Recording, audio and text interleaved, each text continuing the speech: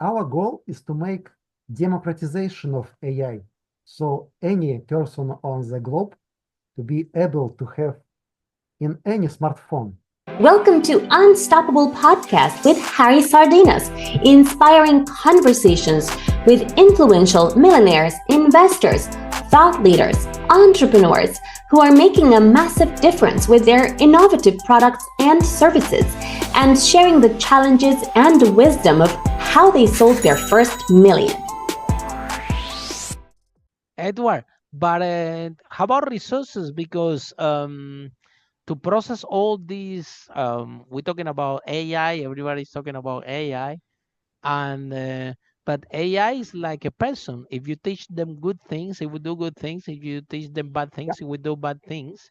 Right. So in order to process all this data, we need a lot of computer power. Um, Yeah, and that, we that, need that a is strong, that is strong what computers, right? no. See, No. what is doing Sam Altman? His technology is large language model, which is very power consuming. Mm-hmm. Right I'm now, aware. almost 9% of all energy is going to artificial intelligence. So it is not sustainable. The electricity demand has gone up all over the world. There are even countries that now they have power cuts because the Yeah, electricity demand that all is over the the world problem. between electric cars and the AI thing. We don't have enough electricity now. Yes, that is the problem. So OpenAI is a problem. Their technology is non-effective. On the other hand, our technology of artificial general intelligence is based on different architecture. It is Wow. neurosymbolic. It is not LLM. It is neurosymbolic, neuromorphic chips, and Wow. neuromorphic chips are like brain. Brain is very energy effective, you know. Mm-hmm. Mm-hmm. So, our polymorphic neuromorphic polymorphic chips are very energy efficient. So Wow.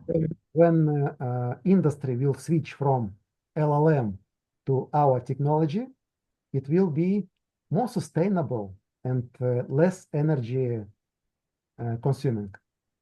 So regarding AI, Edward, because you've been in tech for a long time, so you know that before was the .com, then it was the I don't know. After the .com, it came. Let me Social see. media state, Web3, social media, huh? Social media. So after it came kind of it's a website that you can interact. Yeah. After it came blockchain. After Web3. After the NFTs.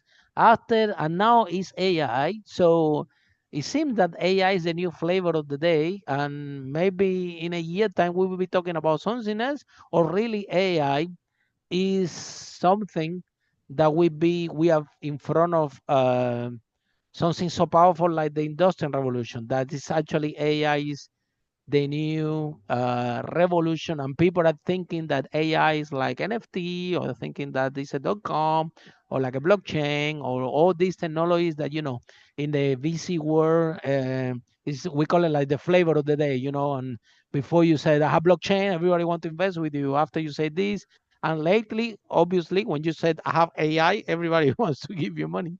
So is it really a flavor of the day, or is like a huge change, like an it is industrial game changer. revolution, a game Gary, it changer is for real game real? changer. It's a game changer for real, or just a flavor of the day, this AI thing?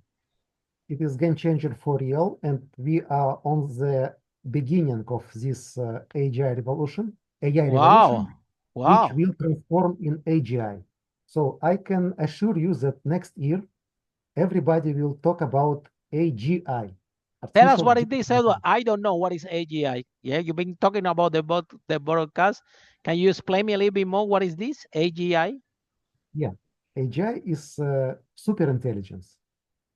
AI, it is narrow instrumental intelligence, which can do some video, some text, but it can be smart like a person, like human, yeah?